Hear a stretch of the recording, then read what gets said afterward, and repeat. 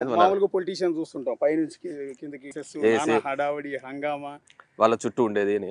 ముఖ్యంగా మా లాంటి ఫ్యాక్షన్ ప్రాంతంలో అయితే ఇంకా ఎక్కువ ఉంటది ఆ హడావిడి. అవును. So, though I'm coming from పొలిటికల్‌గా ఉండి ఫ్యాక్షన్ వల్ల బాధించబడ్డ కుటుంబం నుంచి వచ్చినా గానీ సరే వాళ్ళకి జరిగిన పద్ధతిలో ఆ రోజు పరిస్థితుల రీత్యా వాళ్ళు ఆ విధంగా తయారయ్యుంటారు. ఆ విధంగా వాళ్ళు గ్రోన్ అప్ అయ్యుంటారు. No one are born as a criminals or no one are born as a factionist. పరిస్థితుల ప్రభావితం వల్ల వాళ్ళు జరుగుతున్న క్రమము.